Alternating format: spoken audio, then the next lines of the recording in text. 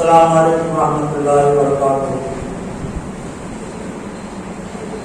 الحمدللہ نحمدہ ونستعینہ ونستغفرہ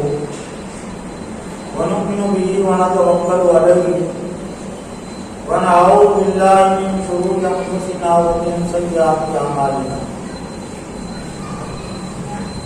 قال اللہ تعالی فی القرآن المجید والفرقان الحمید۔ اعوذ باللہ من الشیطان الرجیم، بسم اللہ الرحمن الرحیم۔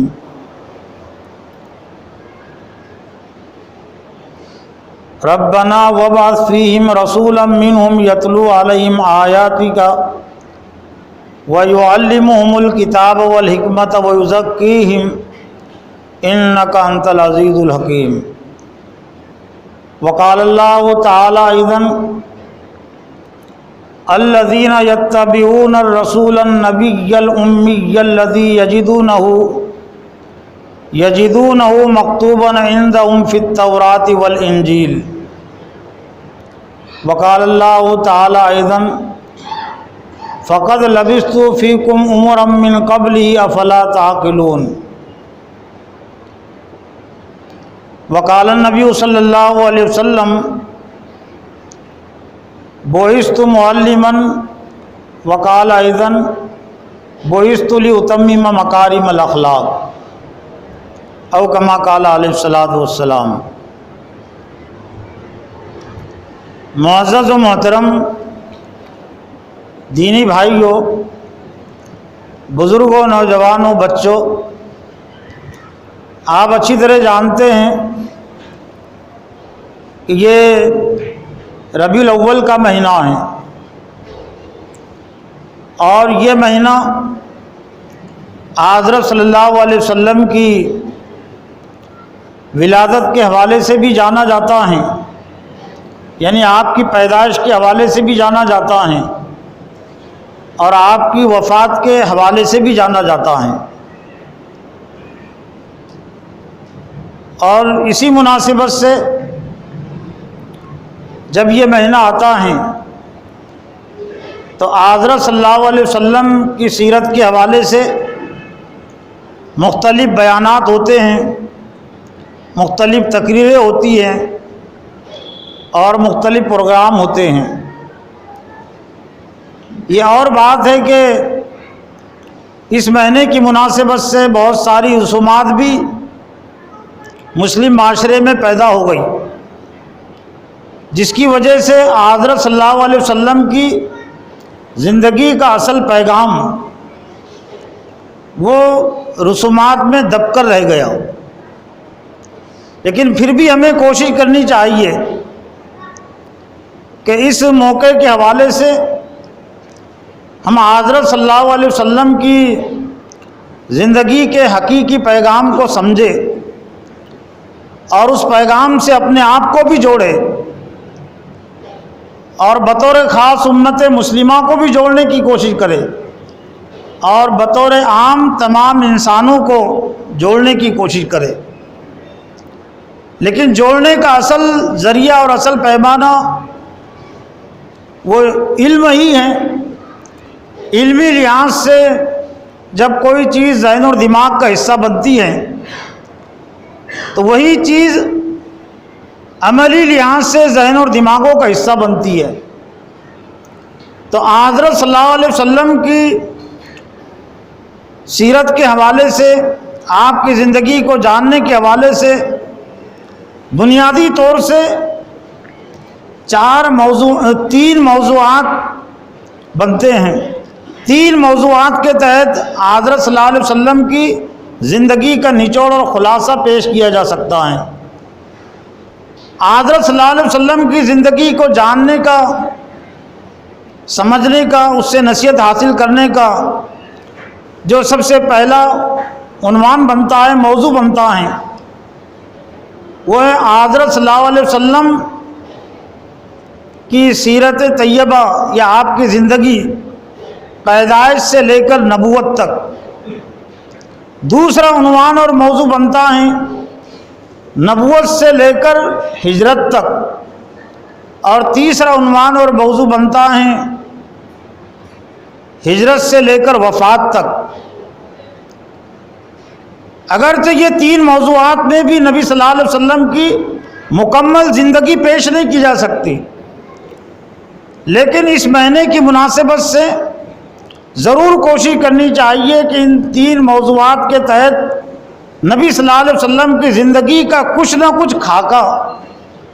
کچھ نہ کچھ پیغام ہمارے ذہن اور دماغوں میں واضح ہو جائے۔ تو آج کے اس جمعہ کے خطبے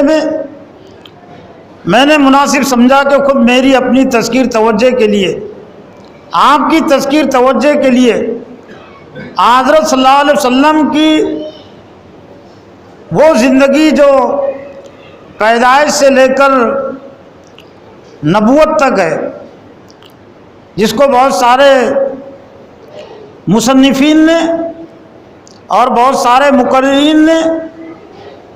آغوش آمنہ سے لے کر غار حرا تک بھی سمجھنے اور سمجھانے کی کوشش کی ہے، یعنی حضرت آمنہ کی گود سے لے کر غار حرا تک، جہاں سے آپ کو نبوت اور رسالت ملی۔ تو اس 40 سالہ زندگی میں جو اہم واقعات، اہم باتیں پیش آئی ہے، اگرچہ 40 سال تک آپ کا جو اصل تعارف ہے وہ محمد بن عبداللہ کی حیثیت سے ہے، محمد رسول اللہ کی حیثیت سے آپ کا تعارف وہ غار حرا سے شروع ہوتا ہے،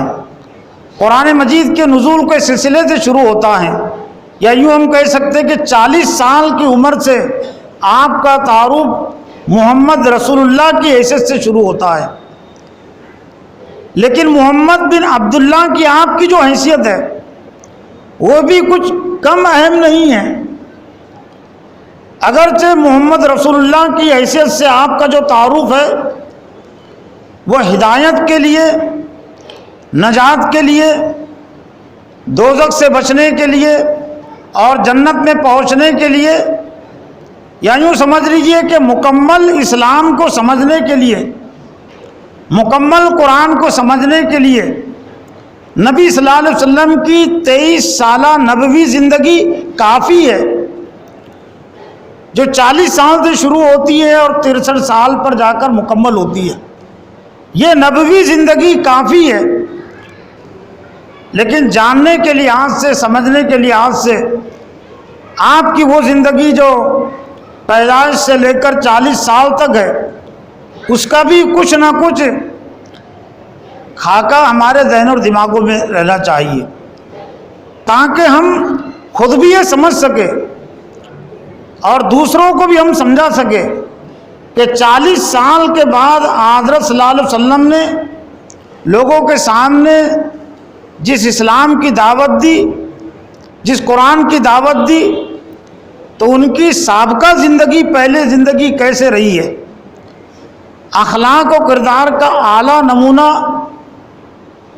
اخلاق و کردار کا اعلیٰ، ایک طرح سے اعلیٰ معیار اور پیمانہ، اس حیثیت سے زندگی رہی ہے۔ اور اس لیے بھی جاننا ضروری ہے کہ نبوت کے بعد آپ کی زندگی میں لوگوں کے تعلق میں جو یکلخت تبدیلی آ گئی، تو جو اسلام کو سمجھنا چاہتے، اسلام پر عمل کرنا چاہتے ہیں، اسلام کو پیش کرنا چاہتے ہیں، وہ ذہنی لحاظ سے پہلے ہی سے تیار رہے کہ جس شخص کو 40 سال تک مکہ والے صادق اور امین کہتے تھے، ہر دل عزیز سمجھتے تھے،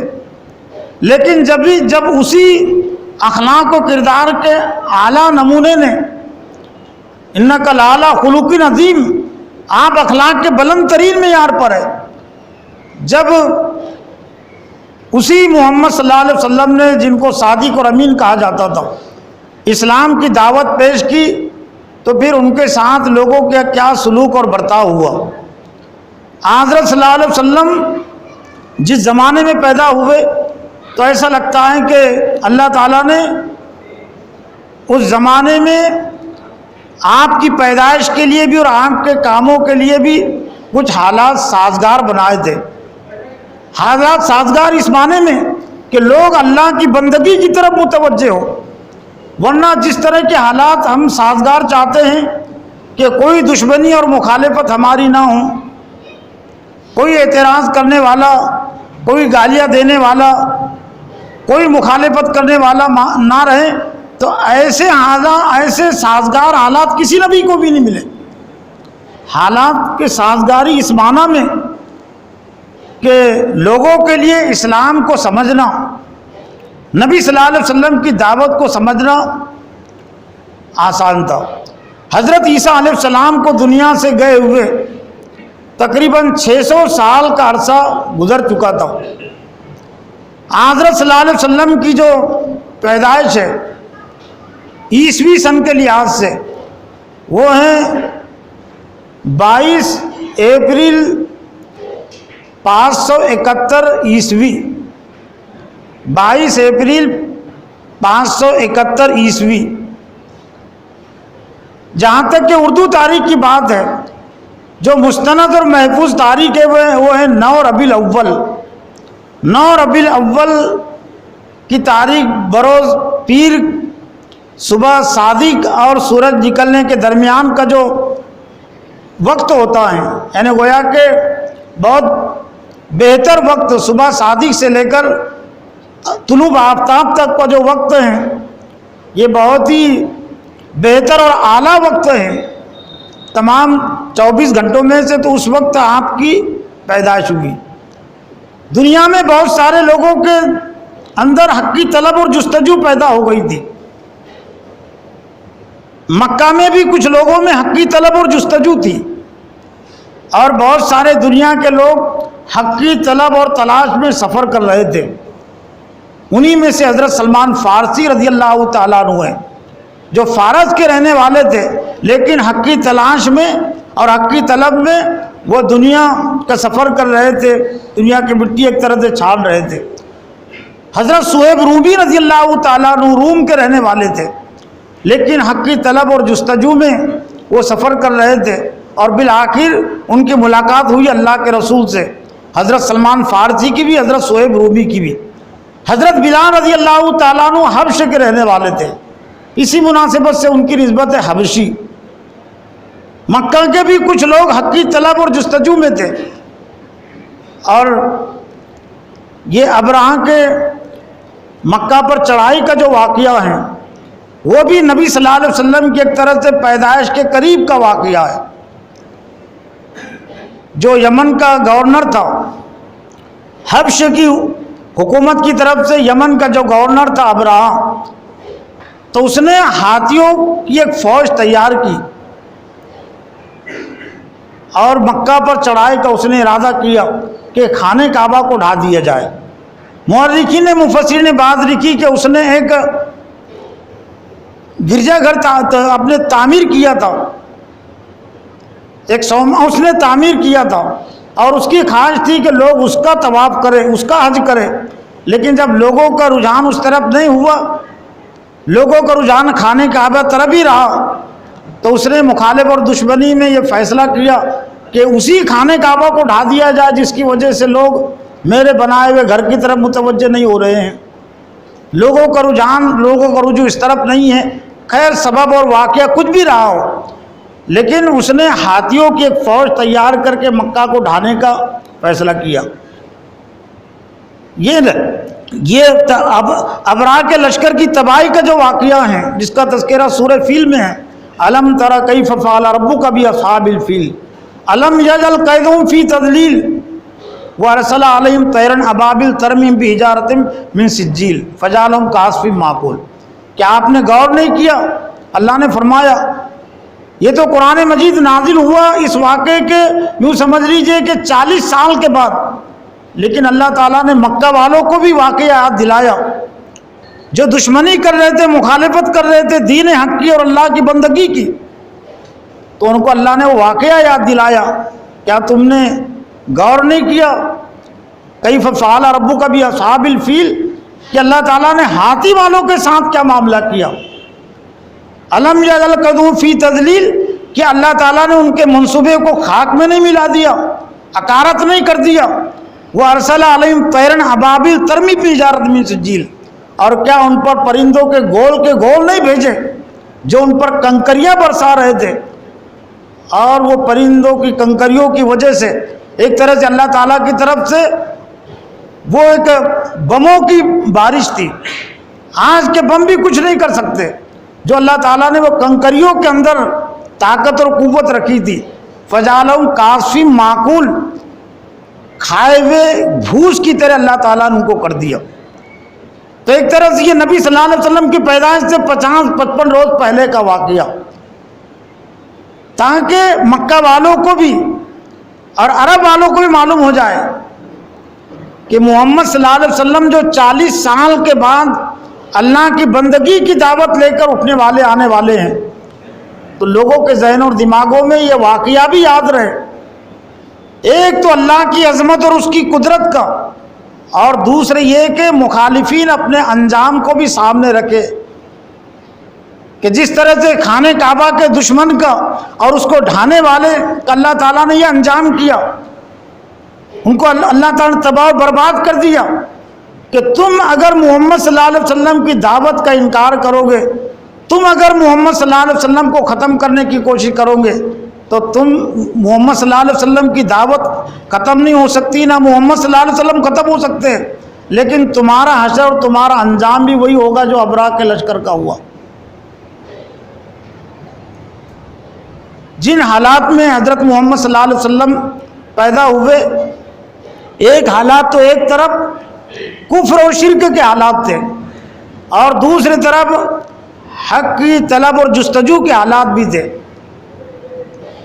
جب آپ پیدا ہوئے تو پیدائش کے ساتھ عام طور سے عرب کے جو شرفا ہوتے تھے، جو معزز خاندان اور گھرانے، وہ دودھ اپنے بچوں کو دودھ پینے کے لیے دیہاتوں میں، اور وہ قبیلے جو پہاڑوں پر رہتے تھے، جنگلوں میں رہتے تھے، بیابان میں، صحرا میں رہتے تھے، وہاں دودھ پینے کے لیے بھیج دیتے تھے. اس کے پیچھے جو کچھ غرض مورخین نے لکھی وہ یہ کہ دیہات کی اور جنگل کی، صحرا کی آب و ہوا یہ بچوں کی صحت کے لیے بہت بہتر ہوتی ہے، نشو و نما کے لیے. چونکہ جنگوں کا دور تھا اور بہت سارے لوگوں کی جو روزی تھی وہ اسی سے جڑی ہوئی تھی. تندرست رہنا، توانا رہنا، لڑنے کی صلاحیت اور طاقت اپنے اندر پیدا کرنا، یہ اس وقت کی زندگی گزارنے کی ضرورت بھی تھی، اور بھی بہت ساری ضروریات اس سے جڑی ہوئی تھی. تو ایک مقصد تو اس کے پیچھے یہ ہوتا تھا، اور دوسرا مقصد یہ تھا کہ بچوں کی زبان بھی محفوظ ہو. عام طور سے شہروں میں جو دوسری زبانوں کے اثرات پیدا ہو جاتے ہیں، تجارت میں ادھر ادھر آنے جانے کی وجہ سے ان کی جو مادری زبان ہے، ان کی جو باپ دادا کی زبان ہے،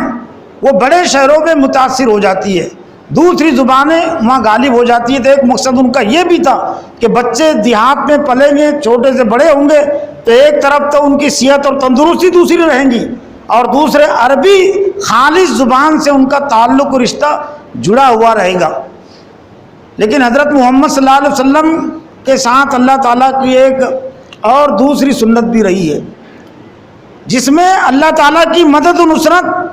کا پیغام بھی ہے، اور حضرت محمد صلی اللہ علیہ وسلم کے لیے آزمائش کا پیغام بھی ہے. یہ جو 3 الفاظ جو بہت سارے مصنفین مقررین استعمال کرتے رہتے ہیں، اور میں بھی استعمال کرتا ہوں میری اپنی توجہ کے لیے، سامعین کی توجہ کے لیے: آزمائش، صبر، انعام. آزمائش، صبر اور ایمان. جس شخص کو، جس شخصیت کو خاتم الانبیاء والمرسلین کا پیغام اور خطاب ملنے والا تھا، امام الانبیاء کا خطاب جس نبی کو ملنے والا تھا، لیکن وہ نبی پیدا ہوتا ہے یتیمی کی حالت میں. آپ کے والد حضرت عبداللہ آپ کی ولادت سے پہلے ہی انتقال کر گئے. تجارت کی غرض سے شام گئے ہوئے تھے، واپسی میں مدینہ میں رکے ان کے رشتہ دار تھے.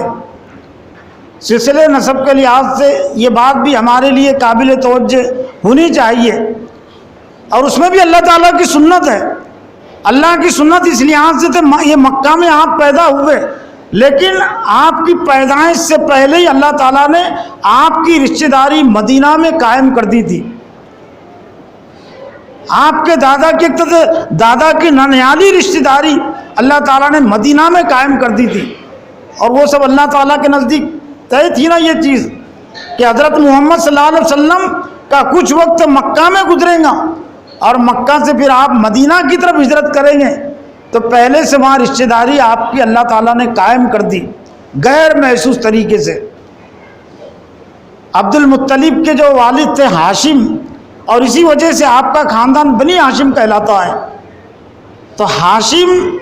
جو عبد المطلب آپ کے ایک طرح سے پردادا، نبی صلی اللہ علیہ وسلم کے پردادا ہاشم، وہ تجارت کی غرض سے شام جا رہے تھے، اور شام جاتے ہوئے وہ مدینہ میں ٹھہرے، اور مدینہ کے ایک خاندان میں آپ کی شادی ہو گئی قبیلے بنو نجار میں۔ لیکن ہوا یہ کہ شادی آپ کی ہوئی، میاں دونوں کے تعلقات بھی قائم ہوئے، اور ان کا سفر پھر آگے ہو گیا، اور سفر کی واپسی میں ہاشم کا انتقال ہو گیا، اور ان کے جو بیٹے ہیں جن کو عبد المطلب ہم کہتے ہیں، نبی صلی اللہ علیہ وسلم کے دادا، وہ پیدا ہوئے۔ ہاشم کے بھائی مطلب کو جب مکہ میں معلوم ہوا کہ میرے بھائی کا انتقال ہو گیا، لیکن میرے بھائی نے مدینہ میں شادی کی تھی اور اس سے ایک اولاد ہوئی، عبد المطلب نبی صلی اللہ علیہ وسلم کے دادا، وہ یہیں پیدا ہوئے، تو ہاشم کے بیٹے مطلب نے پھر ایک وفد کو بھیج کر، ایک رشتہ دار کو بھیج کر، روایت میں کہ اپنے بیٹوں کو بلکہ خود وہ پہنچے اپنے بھتیجے کو لانے کے لیے، اور انہوں نے پھر مطلب نے اپنے بھتیجے کو مکہ لے کر آئے۔ لیکن جب مکہ میں وہ پہنچے تو لوگوں نے یہ کہا کہ یہ مطلب کے غلام ہیں، عبد کہتے غلام کو، تو مطلب انہوں نے لوگوں کو سمجھایا بھی کہ یہ میرا غلام نہیں، میرا بھتیجا ہے، یہ ہاشم کی اولاد ہے، لیکن لوگ ان کو عبد المطلب ہی کہتے رہے۔ اس وجہ سے آخر تک ان کا نام جو شیبہ بن ہاشم تھا، عبد المطلب کا اصل نام شیبہ بن ہاشم تھا، لیکن آخر تک ان کو عبد المطلب ہی کہا جاتا رہا۔ تو نبی صلی اللہ علیہ وسلم کی رشتہ داری ایک طرح سے ان کے پردادا کے ذریعے سے مدینہ میں قائم ہو چکی تھی۔ حضرت عبداللہ کا انتقال بھی مدینہ میں ہو گیا، اور وہیں وہ مدفون ہوئے۔ ادھر پیدائش کے بعد 2-3 روز تک حضرت آمنہ نے آپ کو دودھ پلایا، اور پھر وہ مکہ کے شرفاء کے معززین کے دستور کے مطابق پھر قبیلے بنو سعد کی جو خاتون حضرت حلیمہ جو بچوں کی تلاش میں آئی تھی، دیہات سے صحرا سے عورتیں آتی تھی اور بچے لے کر جاتی تھی۔ وہ قصہ بھی بڑا عجیب ہے کہ بہت ساری عورتوں کو معزز گھرانے کے، مالدار گھرانوں کے بچے مل گئے۔ حضرت حلیمہ پیچھے سے پہنچی، ان کی اونٹنی بہت دبلی تھی، کمزور تھی، تو جو پہلے خواتین آئی تھی تو انہوں نے معزز اور مالدار گھرانوں کے بچے حاصل کر لیے، اور جب محمد صلی اللہ علیہ وسلم کے متعلق معلوم ہوتا کہ یتیم ہے، تو عام طور سے مکہ میں بھی، عرب میں بھی یتیموں کے ساتھ بہت اچھا سلوک نہیں کیا جاتا تھا، یتیموں کو دھکے دیا جاتا تھا۔ لیکن اللہ تعالیٰ نے جو خصوصی عنایت کی حضرت محمد صلی اللہ علیہ وسلم کے ساتھ، اللہ نے سورہ زحا میں اس کو بیان کیا، الم یجدک یتیما فآویٰ، کہ ہم نے آپ کو یتیم نہیں پایا اور آپ کو ٹھکانہ عطا کیا۔ یہ ہدایت اور تسلی تو آپ کو 40 سال کے بعد دی گئی۔ وہ وجدک ضالا فہدیٰ، اور حق کے راستے سے آپ ناواقف تھے، ہم نے آپ کو ہدایت دی۔ وہ وجدک عائلا فاغنیٰ، اور آپ تنگ دست تھے، ہم نے آپ کو غنی کر دیا، مالدار کر دیا۔ تو حضرت حلیمہ نے، کوئی بچہ مکہ میں نہیں تھا، یہ جانتے ہوئے بھی کہ یہ یتیم ہے، لیکن پھر بھی اس کو قبول کر لیا، خالی جانے سے بہتر ہے کوئی نہ کوئی بچے کو ساتھ میں لے جانا۔ لیکن بچے کے لینے کے ساتھ ہی حضرت حلیمہ پر ایک طرح سے اللہ تعالیٰ کی برکتوں کا ظہور شروع ہو گیا۔ وہ جو کمزور اور لاغر اونٹنی تھی اور جو سب سے پیچھے چڑھ رہی تھی، اب وہ اونٹنی سب سے آگے ہو گئی۔ روایتوں میں یہ ہے کہ جس چراگاہ میں وہ حضرت حلیمہ کی بکریاں چرتی، ان کے اونٹ چرتے، تو وہاں پر گھاس بھی بہت زیادہ اگ گئی۔ بہرحال یہ کہ برکتوں کا ظہور شروع ہو گیا، اور حضرت محمد صلی اللہ علیہ وسلم تقریباً 4 سال تک وہ حضرت حلیمہ کے یہاں رہے۔ 5ویں سال کے بعد پھر حضرت حلیمہ نے حضرت آمنہ کے سپرد کر دیا. حضرت آمنہ آپ کو لے کر مدینہ گئی. مفسرین نے 2 وجہ لکھی. ایک تو رشتہ داروں سے ملنے کے لیے کہ رشتہ داری وہاں پہلے سے تھی، حضرت ان کے شوہر کی رشتہ داری پہلے سے وہاں موجود تھی، اور دوسرا مقصد یہ بیان کیا کہ شوہر کی جدائی کا بھی غم تھا کہ حضرت عبداللہ کا انتقال مدینہ میں ہو گیا تھا، ان کی قبر بھی وہیں تھی. تو دونوں بھی ہو سکتا مقصد رہے ہوں گے، ایک تو قبر کو دیکھنا بھی، قبر کی زیارت بھی، اور دوسرے رشتہ داروں کو بھی دیکھنا. تو محمد صلی اللہ علیہ وسلم کو لے کر مدینہ گئی 6 سال کی عمر میں. گویا کہ اب 1 سال تک ہی حضرت محمد صلی اللہ علیہ وسلم پورے طور سے اپنی والدہ کے یہاں رہے. 4 سال تک تو حضرت حلیمہ سعدیہ کے یہاں رہے. پھر 1 سال حضرت آمنہ کے پاس رہے. مدینہ پہنچنے کے بعد واپسی میں مدینہ سے قریب ہی حضرت آمنہ کا بھی انتقال ہو گیا. سوچا جا سکتا ہے، سمجھا جا سکتا ہے، کوئی اگر دل کے رقت کے ساتھ اور دل کی گہرائی سے اگر غور کرے تو آنسو کے قطرے کی لڑ لگ جائیں گی، جھڑی لگ جائیں گی. لیکن قطرے بہانے سے کوئی فائدہ اس لیے نہیں کہ یہ اللہ کا فیصلہ تھا، یہ اللہ کا منصوبہ تھا کہ جس کے باپ کا انتقال اس کے پیٹ کی حالت پیٹ میں ہو گیا. اب اللہ تعالیٰ نے فیصلہ کیا کہ 6 سال کی عمر پہنچی تو وہ بھی مسافرت کی حالت میں، باپ کا انتقال بھی مسافرت کی حالت میں، اور ماں کا انتقال بھی مسافرت کی حالت میں. ایمن جو عبداللہ کی بادی تھی ساتھ میں تھی. پھر وہیں ان کی تدفین بھی ہو گئی مدینہ سے قریب. اور ایسا لگتا ہے کہ یوں ہی نہیں تھا، یہ مدینہ والوں کو بتانا تھا کہ اگرچہ محمد بن عبداللہ مکہ میں پیدا ہوئے اور مکہ میں ان کی زندگی کے 53 سال گزرے ہیں، لیکن ان کی والدہ اور ان کے والد یہاں مدینہ میں دفن ہے. وہ تمہارے لیے اجنبی نہیں ہے، ان کی رشتہ داری یہاں قائم ہو چکی ہے. وہ یتیم بچہ محمد بن عبداللہ کی حیثیت سے تو یتیمی کا ایک تعلق مدینہ سے بھی جڑا ہوا ہے. اور شاید مدینہ والوں نے آپ کی جو دعوت کو قبول کیا اور لبیک کا، اس کے اسباب میں سے ایک بنیادی سبب تھا ان کے پردادا کی مدینہ سے قریب ترین رشتہ داری، ان کے دادا کی رشتہ داری، والد کی رشتہ داریوں کو ہو سکتا ہے آج کے دور میں لوگ لحاظ اور خیال نہ کرتے ہو، لیکن ننیالی رشتہ داری اور سسرالی رشتہ داری کا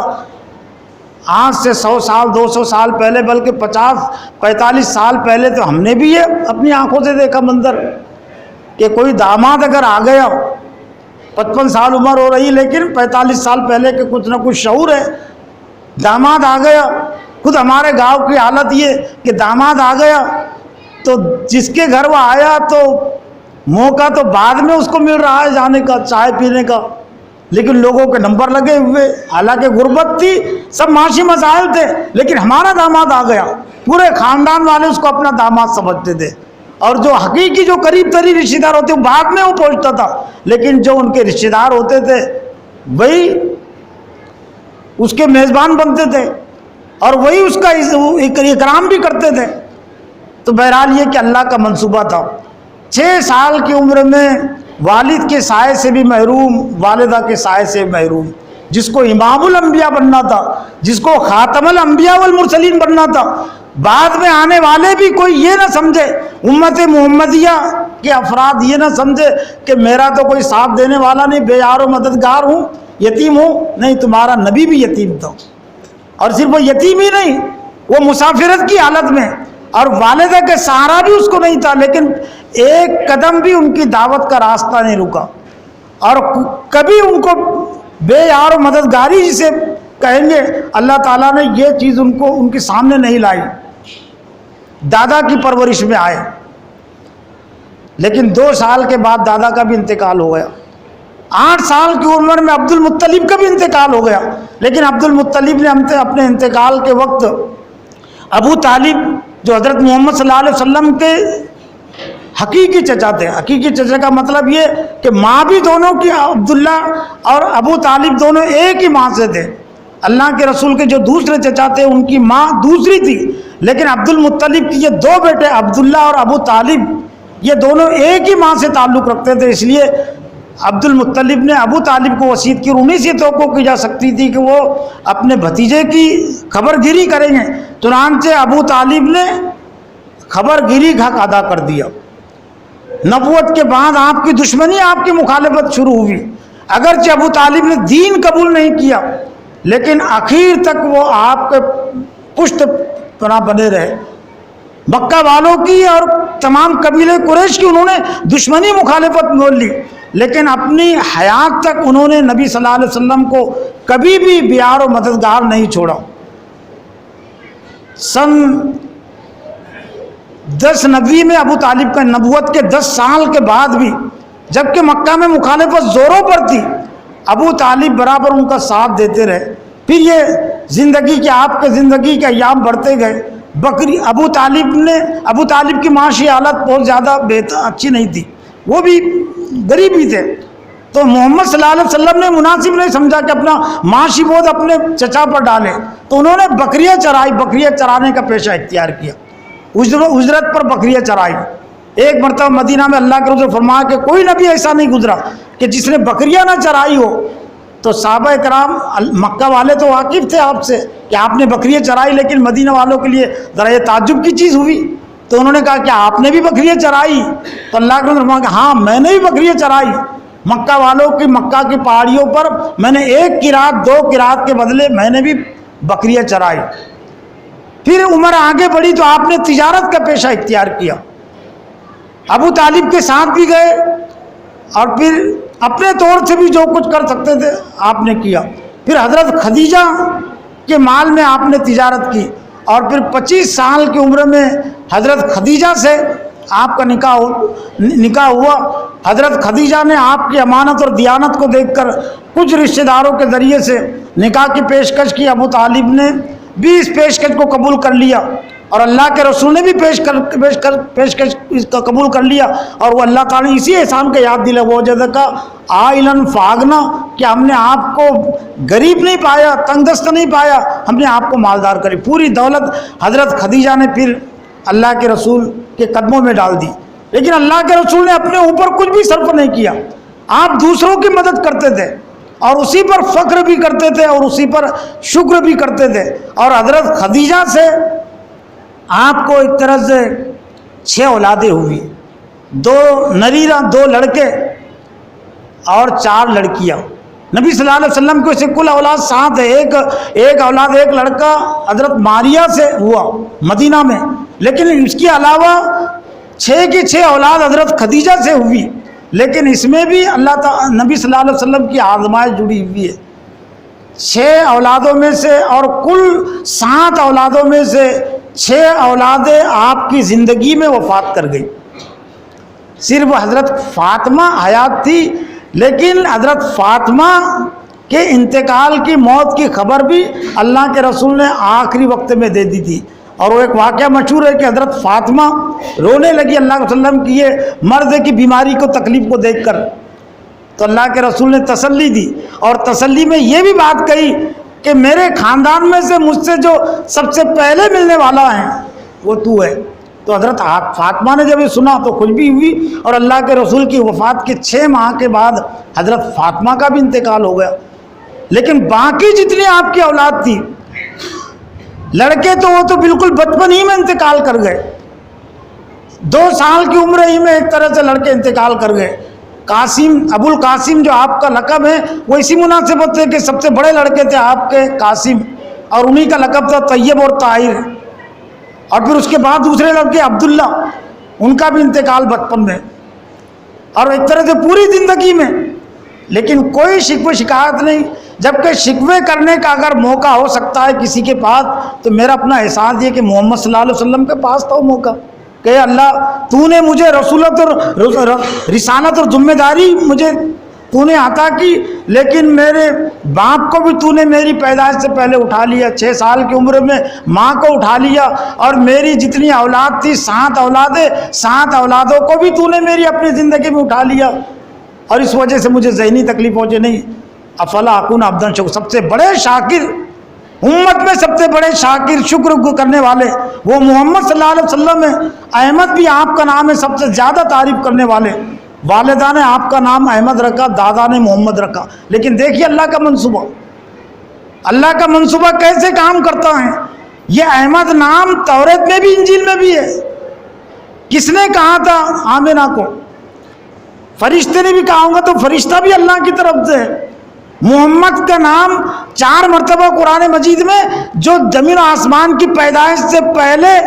قرآن مجید محفوظ ہے، پہلے محفوظ میں، اور اس میں 4 مرتبہ محمد کا نام ہے۔ کس نے عبد المطلب کو کہا تھا کہ محمد کا نام ہے؟ یہ اللہ کا منصوبہ۔ اللہ کا منصوبہ جب طے ہو جاتا ہے، دنیا کی کوئی طاقت اور قوت اس منصوبے کو پھیر نہیں سکتی۔ تو محترم حضرات، ضرورت اس بات کی ہے کہ نبی صلی اللہ علیہ وسلم کی یہ جو زندگی ہے، زندگی کا ایک حصہ نبوت سے پہلے کا، وہ بھی ہماری نصیحت کے لیے ہے۔ اس میں بھی اللہ تعالیٰ کی آزمائش ہے، اللہ کا انعام ہے، اور نبی صلی اللہ علیہ وسلم کا صبر ہے۔ آزمائش، صبر، انعام ایک طرح سے نبی صلی اللہ علیہ وسلم کی پوری زندگی کا، اسلام کی پوری تعلیمات کا نچوڑ اور خلاصہ ہے۔ اللہ سے دعا ہے کہ اللہ تعالیٰ مجھے بھی اور آپ کو بھی نبی صلی اللہ علیہ وسلم کی زندگی کو سمجھنے اور اس سے جڑنے کی، دوسروں کو جوڑنے کی توفیق عطا فرمائے۔ وآخر دعوانا ان الحمد للہ رب العالمین۔